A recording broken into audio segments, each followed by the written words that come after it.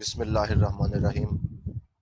Dear students, today we are going to start thermoregulation in animals. Thermoregulation in animals में हमारी book के मुताबिक सबसे पहले जो आर्टिकल है छोटा सा वो है body heat, heat gain and heat loss.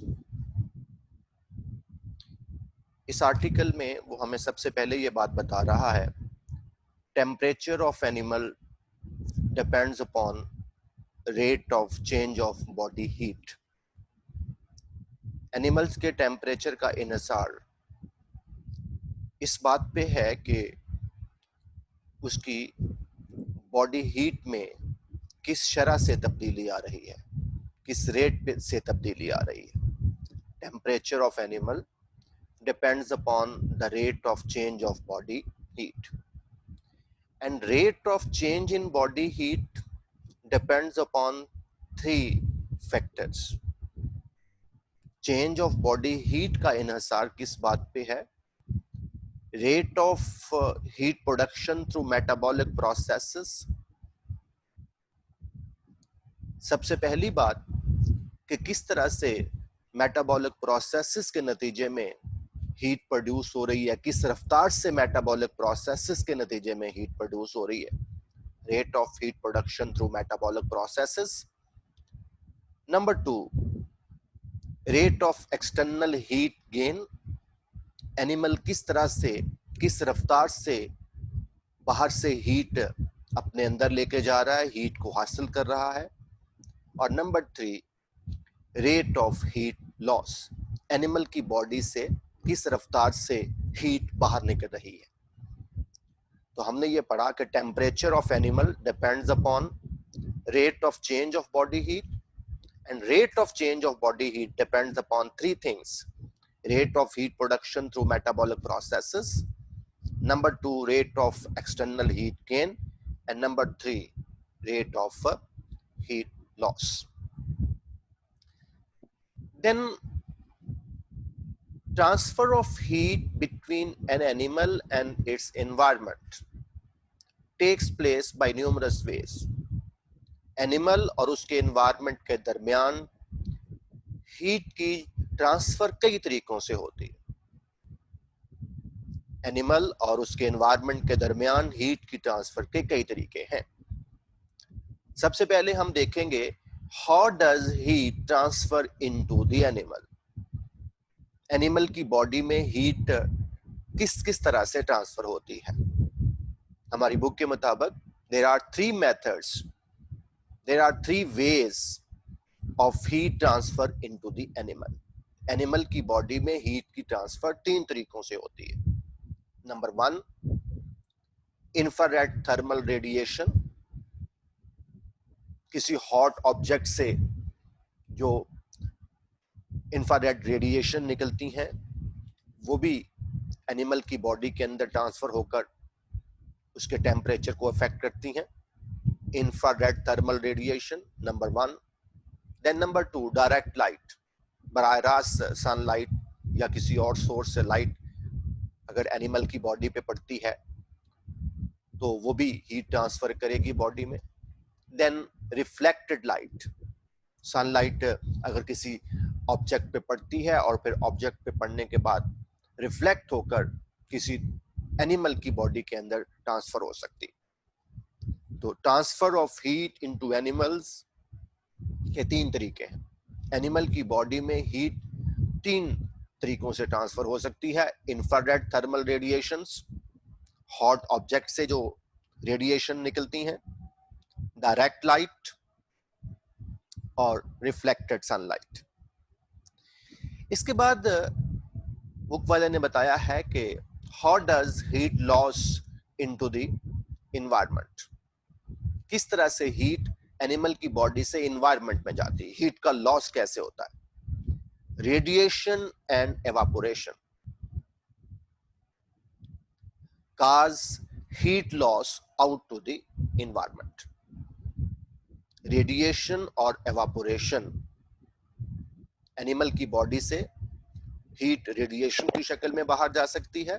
इसके अलावा एवापोरेशन होती है, उससे भी हीट का लॉस होता है। तो ये जो छोटा सा टॉपिक था, इसमें हमें उसने ये बताया, मैं रिपीट कर देता हूँ कि temperature of animal depends upon rate of change of body heat, which in turn depends upon number one, rate of heat production by metabolic processes, number two, rate of heat gain by the animal body, number three, rate of heat loss from the bodies. फिर book वाला लिखता है कि transfer of heat between an animal and its environment takes place by numerous ways. उसमें बताता है infrared thermal radiation, direct light and reflected light transfer heat into the animal. Infrared thermal radiation, direct light, reflected light transfer heat into the animal body, and similarly radiation and evaporation causes loss of heat out into the environment. इसके बाद examination point of view से ये बहुत ही important lesson होगा, confuse कर देने वाला lesson है, जरा ध्यान से पढ़ना पड़ेगा हमें। टेम्परेचर क्लासिफिकेशन ऑफ एनिमल्स, जैसे मैंने बताया कि very important lesson from examination point of view. Temperature classification of animals, हमें ये बात पता है कि इन्वायरमेंट के टेम्परेचर में चेंज आती रहती है। जब इन्वायरमेंट के टेम्परेचर में चेंज आती है तो उस चेंज को एनिमल किस तरह से रिस्पॉन्ड करते हैं, हमने एक्चुअली इसमें ये पढ़ना है। Animal deal with the variation in thermal characteristic of the environment. Animals को इन्वायरमेंट के जो टेम्परेचर की कैरेक्टरिस्टिक है, टेम्परेचर की खसूसियत है, जो इन्वायरमेंट का टेम्परेचर है, उसमें तब्दीलियों को डील करना पड़ता है, सामना करना पड़ता है। मुख्तलिफ किस्म के जो एनिमल्स हैं उनको सामना करना पड़ता है, उनको डील करना पड़ता है किस चीज से, इन्वायरमेंट में आने वाली टेम्परेचर में तब्दीलियों से सामना करना पड़ता है। Animals deal with the variation in the thermal characteristic of their environment. जब एनवायरनमेंट में चेंज आती, एनवायरनमेंट के टेम्परेचर में तब्दीली आती है, तो एनिमल उसको मुख्तलिफ तरीकों से रिस्पॉन्ड करते हैं। There are two types of animals on the basis of their response to thermal changes in the environment. Environment के टेम्परेचर में आने वाली तब्दीलियों की रद्देअमल की बुनियाद पे एनिमल्स की two types हैं। There are two types of animals on the basis of their response to thermal changes in the environment. हमने ये बात कही कि इन्वायरमेंट के टेम्परेचर में चेंज आती है, इन्वायरमेंट के टेम्परेचर में चेंज आने की वजह से एनिमल्स को उस चेंजेस को डील करना पड़ता है, उन चेंजेस को डील करना पड़ता है। और इसी सिलसिले में जब वो चेंजेस को डील करते हैं, चेंजेस को रिस्पॉन्ड करते हैं, तो दो कैटेगरीज एनिमल्स के सामने आती हैं on the basis of the response to thermal changes in the environment. सबसे पहले है पर्क्यूलोथर्म्स, पहली कैटेगरी एनिमल की on the basis of the response to thermal changes in the environment. Poikilotherms, poikilotherms are the animals in which body temperature tend to fluctuate more or less with ambient temperature where air or water temperature are changed. Ambient means surrounding, external environment. पर्क्यूलोथर्म्स वो animals होते हैं जिनका body temperature environment के temperature में तब्दीली के साथ साथ तब्दील होता रहता है। वो एनिमल जिनका बॉडी टेम्परेचर चेंज होता है, टेंड टू फ्लक्चुएट मोर और लेस, उनका टेम्परेचर उनकी बॉडी का टेम्परेचर कम या ज्यादा तब्दील होता है विद एम्बिएंट टेम्परेचर, बैरूनी टेम्परेचर के साथ। जब बाहर टेम्परेचर तब्दील होता है तो उनकी बॉडी के अंदर भी टेम्परेचर तब्दील होता है। जब बाहर वाली एयर या बाहर वाले टेम्परेचर में तब्दीली आती है तो उनकी बॉडी के अंदर भी टेम्परेचर में कम या ज्यादा तब्दीली आती है। मतलब ये कि उनका बॉडी टेम्परेचर कांस्टेंट नहीं रहता, जिनको किसी जमाने में कोल्ड ब्लडेड एनिमल इनको कहा जाता था, लेकिन ये मिसलीडिंग टर्म थी, इसलिए इनको तब्दील कर, इस टर्म को तब्दील कर दिया गया। Animals in which body temperature tend to fluctuate more or less with the ambient temperature, with the surrounding temperature, where air or water temperature are changed. इसमें तमाम के तमाम इनवर्टिब्रेट्स, फिश, एम्फीबियंस, रेप्टाइल्स का तल्लक इस कैटेगरी से है। Invertebrates, fish, amphibians, reptiles, ये सारे क्या हैं? पोकिलोथर्म्स हैं। ये वो एनिमल्स हैं जिनका बॉडी टेम्परेचर कांस्टेंट नहीं रहता, इनका बॉडी टेम्परेचर इन्वायरमेंट के टेम्परेचर के साथ तब्दील होता रहता है। हमने ये पढ़ा है, मैंने आपको ये बताया कि वो एनिमल जिनकी बॉडी टेम्परेचर, जिनका बॉडी टेम्परेचर इन्वायरमेंट के टेम्परेचर के साथ साथ तब्दील होता है, जो इन्वायरमेंट का टेम्परेचर तब्दील होता है, इनका बॉडी टेम्परेचर भी चेंज होता है। जब एयर का टेम्परेचर तब्दील होता है, इनका बॉडी टेम्परेचर तब्दील होता है। जिस वाटर में रह रहे हैं, अगर उस वाटर का टेम्परेचर चेंज होता है तो इनकी बॉडी का टेम्परेचर भी तब्दील होता है। कम तब्दील चेंज हो या ज्यादा चेंज हो, लेकिन चेंज होता है, उनका बॉडी टेम्परेचर कांस्टेंट नहीं रहता, वो पोकिलोथर्म्स कहलाते हैं। इसके बाद दूसरी कैटेगरी है homeotherms. Animal which maintain their body temperature when exposed to changing air or water temperature. वो एनिमल्स जिनका बॉडी टेम्परेचर मेंटेन रहता है, बेशक उनके सराउंडिंग में जो एयर है या वाटर है उसका टेम्परेचर तब्दील हो जाए, उनका टेम्परेचर कांस्टेंट रहता है। इनको वार्म ब्लडेड एनिमल किसी जमाने में कहा जाता था, जैसे पीछे वालों को जो पिछले हमने पढ़ा पोकिलोथर्म्स, उनको कोल्ड ब्लडेड कहते थे, इनको वार्म ब्लडेड एनिमल कहते थे, लेकिन आजकल ये टर्म खत्म कर दी गई है क्योंकि मिसलीडिंग टर्म थी। ऐसा लगता था कि ये वो एनिमल्स हैं जिनका खून गर्म होता है, ब्लड गर्म होता है, वार्म होता है। ये वाली बात नहीं है। वार्म ब्लडेड का मतलब एक्चुअली होमियोथर्म्स का मतलब यही है, the animal which maintain their body temperature when exposed to changing air or water temperature. The animals which maintain their body temperature, animal which maintain their body temperature, उनको क्या कहेंगे? Homeotherms. Although the temperature of the air or water is changing, but their body temperature remain the same. Birds, mammals का तल्लक इस group से है। तो ये थी types of animals on the basis of their response to thermal changes in the environment. Environment में तब्दीली की बुनियाद पे जो रिस्पॉन्स होता है, उस रिस्पॉन्स को बुनियाद बनाकर दो तरह के एनिमल्स हमने निकाले। पोकिलोथर्म्स, वो एनिमल जिनका बॉडी टेम्परेचर एनवायरनमेंट के टेम्परेचर के साथ तब्दील होता है।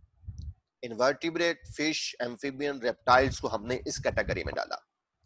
होमियोथर्म्स, वो एनिमल जिनका बॉडी टेम्परेचर मेंटेन रहता है, कांस्टेंट रहता है, बेशक जिस एयर में या जिस वाटर में वो रह रहे हैं उसका टेम्परेचर तब्दील हो, लेकिन उनका टेम्परेचर तब्दील नहीं होगा, मेंटेन रहेगा। बर्ड्स और मैमल को इस कैटेगरी में रखा गया।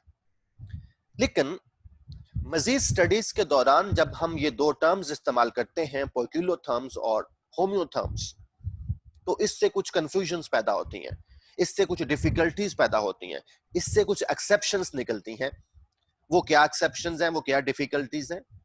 मसलन वो कहता है हमारी बुक वाला, several difficulties arise with this terminology with the studies. जब हम पोकिलोथर्म्स और होमियोथर्म्स की टर्म इस्तेमाल करते हैं मुख्तलिफ ग्रुप ऑफ एनिमल्स के लिए, तो कुछ डिफिकल्टीज, एक्सेप्शन सामने आती है। वो एक्सेप्शंस क्या हैं? कहता deep sea fishes maintain their body temperature due to their constant natural surroundings. गहरे समुद्र में रहने वाली जो फिश है उनका बॉडी टेम्परेचर मेंटेन रहता है क्योंकि उनकी सराउंडिंग का टेम्परेचर, जो सराउंडिंग वाटर का टेम्परेचर है वो कांस्टेंट रहता है, इसलिए उनका बॉडी टेम्परेचर भी मेंटेन रहता है। हमने फिश के बारे में ये कहा कि वो पोकिलोथर्म्स है, लेकिन कुछ गहरे समंदर में रहने वाली फिशेज जो हैं उनका बॉडी टेम्परेचर मेंटेन रहता है क्योंकि वजह क्या है? उनकी जो सराउंडिंग है वो कांस्टेंट होती है। इसी तरीके से some lizards regulate their body temperature. Lizard का तल्लक रेप्टाइल से है और हमने पिछली क्लासिफिकेशन में ये पढ़ा कि reptiles do not maintain their body temperature. Reptiles का बॉडी टेम्परेचर तब्दील होता रहता है, लेकिन lizards regulate their body temperature. ये एक्सेप्शंस आ गई। इसी तरीके से numerous birds and mammals very there body temperature. Bird और मैमल के बारे में हमने ये पढ़ा कि दे आर होम्योथर्म्स, उनका बॉडी टेम्परेचर मेंटेन रहता है, लेकिन बहुत सारे बर्ड्स ऐसे हैं, बहुत सारे मैमल्स ऐसे हैं जिनका बॉडी टेम्परेचर वेरी करता है, मेंटेन नहीं रहता। तो these are some difficulties which arise with the use of the terminology of poikilotherms and homeotherms. ऊपर वाली क्लासिफिकेशन जो हम इस्तेमाल कर रहे हैं उससे कुछ डिफिकल्टीज अराइज हुई, एक्सेप्शंस अराइज हुई, इसलिए therefore are more widely applicable temperature classification is proposed. A new scheme is proposed. A new classification scheme is proposed, which is based on the source of heat production. एक नई scheme propose की गई है जिसमें बुनियाद बनाया गया है सोर्स ऑफ हीट प्रोडक्शन। पहले जो क्लासिफिकेशन थी जिसमें हमने कहा कि एनिमल दो किस्म के हैं, पोकिलोथर्म्स और होम्योथर्म्स, उसमें हमने इस चीज को बुनियाद बनाया कि बॉडी टेम्परेचर मेंटेन रहता है या नहीं रहता। उस क्लासिफिकेशन को इस्तेमाल करते हुए कुछ मुश्किलात सामने आई, इसलिए जो नई क्लासिफिकेशन स्कीम है उसमें बुनियाद बनाया है सोर्स ऑफ हीट प्रोडक्शन को। बुनियाद किसको बनाया है? सोर्स ऑफ हीट प्रोडक्शन को बुनियाद बनाया।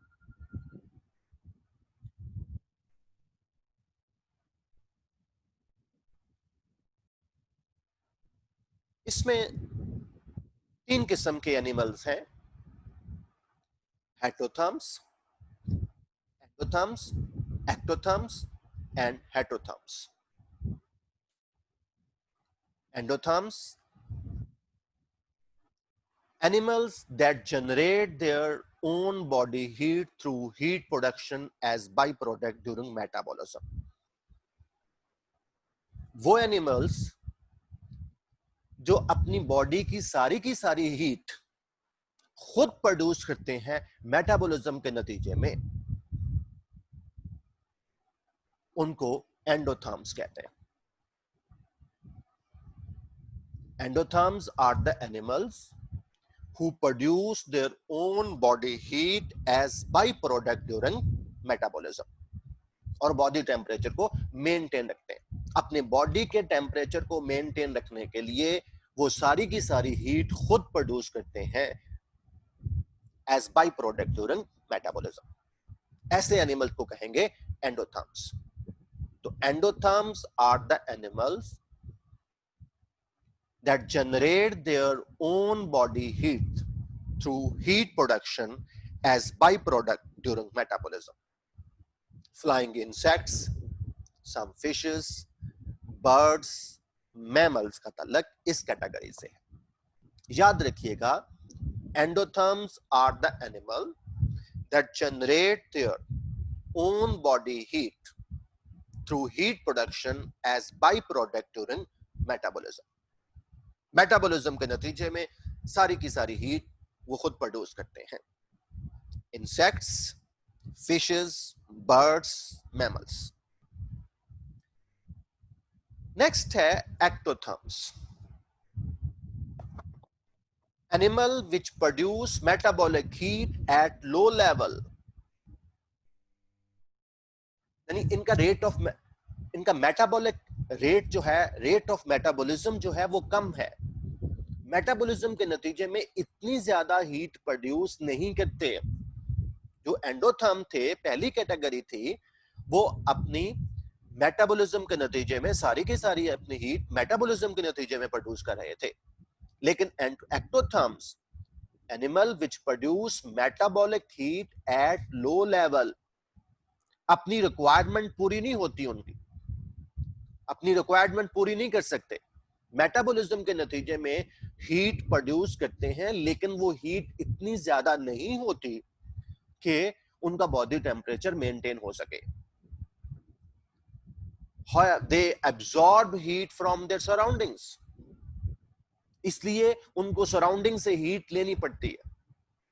जैसा कि बहुत सारी लेजर्ड्स हैं, दे बास सन, वो सन बात करती हैं, दोपहर को धूप में बैठ जाती हैं सर्दियों के मौसम में, ताकि हीट उनकी बॉडी के अंदर एंटर हो, उनका बॉडी टेम्परेचर मेंटेन रखा जा सके। तो animal which produce metabolic heat at low level and that is also exchange quickly with the environment, और उसको इन्वायरमेंट के साथ एक्सचेंज भी करते हैं, and usually they absorb heat from their surrounding से हीट एब्सॉर्ब करते हैं। इनवर्टिब्रेट्स बहुत सारे, फिश, एम्फिबियंस, रेप्टाइल्स का तल्लक इस ग्रुप से। तो पहली कैटेगरी कौन सी थी? Endotherms produce all their body heat as byproduct during metabolism. Ectotherms produce metabolic heat at low level, come produce करते हैं, इसलिए बॉडी टेम्परेचर को रेगुलेट करने के लिए उनको सराउंडिंग से हीट एब्सॉर्ब करनी पड़ती है। तो थर्ड कैटेगरी है, वो है हेटेरोथर्म्स,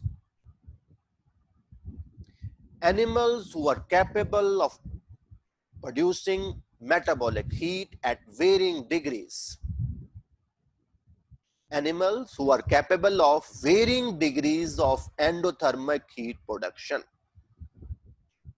देखें वो क्या कह रहा है, endothermic, varying degree of endothermic heat production. उनका रेट ऑफ मेटाबॉलिज्म कभी कम होता है, कभी ज्यादा होता है। साल के कुछ हिस्सों में उनका रेट ऑफ मेटाबॉलिज्म ज्यादा होता है, कुछ हिस्सों में रेट ऑफ मेटाबॉलिज्म कम होता है। कभी वो मेटाबॉलिज्म के नतीजे में हीट ज्यादा प्रोड्यूस करते हैं, कभी मेटाबॉलिज्म के नतीजे में हीट कम प्रोड्यूस करते हैं। Varying degree of endothermic heat production का मतलब ये है।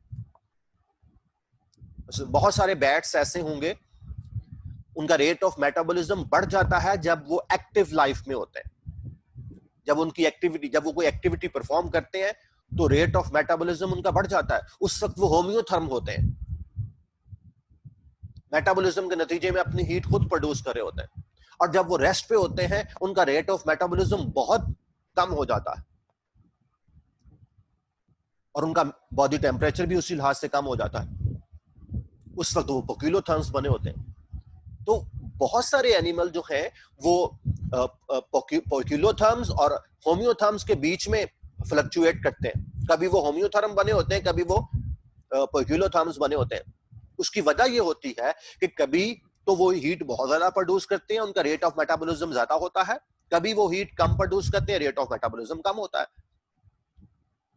जैसे मैंने बताया कि जो बैट होता है, जिसमें यहां एग्जांपल उसने बैट की दी है, बहुत सारे बैट्स क्या हैं, उनका रेट ऑफ मेटाबॉलिज्म उस वक्त ज्यादा होता है जब वो कोई एक्टिविटी कर रहे होते हैं। रेट ऑफ मेटाबॉलिज्म ज्यादा है एक्टिविटी के दौरान, उस दौरान बॉडी टेम्परेचर भी ज्यादा हो जाता है। लेकिन जब वो रेस्ट पे होते हैं तो रेट ऑफ मेटाबॉलिज्म कम होता है, हीट प्रोड्यूस कम होती है, तो बॉडी टेम्परेचर गिर जाता है। इसलिए generally do not regulate their body temperature within narrow range, उनका body temperature within narrow range maintain नहीं होता। तो animals who are capable of varying degree of endothermic heat production but generally do not regulate their body temperature within narrow range, साल के कुछ महीनों में उनका रेट ऑफ मेटाबॉलिज्म ज्यादा होता है और कुछ महीनों में कम, एनुअली फ्लक्चुएट करते हैं। या इवन कि एक दिन में भी कभी रेट ऑफ मेटाबॉलिज्म ज्यादा होता है, कभी रेट ऑफ मेटाबॉलिज्म कम होता है। ये थे हेटेरोथर्म्स। कंपेयर कर लें तीनों को। एंडोथर्म्स वो होते हैं which produce all their body heat as byproduct during metabolism. Ectotherms वो हैं which produce metabolic heat at low level, come metabolic heat produce करते हैं, usually gain heat from the environment से heat ले लेते हैं। और heterotherms वो हैं which are capable of endothermic heat production at varying degrees, कभी हीट ज्यादा प्रोड्यूस करते हैं, कभी कम प्रोड्यूस करते हैं। दिन के कुछ हिस्सों में हीट ज्यादा प्रोड्यूस करते हैं, कुछ हिस्सों में कम प्रोड्यूस करते हैं। साल के कुछ महीनों में ज्यादा हीट प्रोड्यूस करते हैं, कुछ हिस्सों में कम प्रोड्यूस करते हैं। कौन? Heterotherms, animal who are capable of producing metabolic heat at varying degrees and generally do not regulate the body temperature. Body temperature को रेगुलेट नहीं करते। बहुत सारे एनिमल जो हैं वो हाइबरनेट करते हैं, जब हाइबरनेशन के दौरान का उनका रेट ऑफ मेटाबॉलिज्म बहुत कम होता है, लेकिन जब एक्टिव लाइफ में आते हैं तो रेट ऑफ मेटाबॉलिज्म उनका बढ़ जाता है और उसी हिसाब से बॉडी टेम्परेचर बढ़ जाता है। वो हेटोथर्म्स है। तो this is all about classification of animals on the basis of their response to changes in the body temperature as well as on the rate of metabolic heat production. आज के लिए thank you.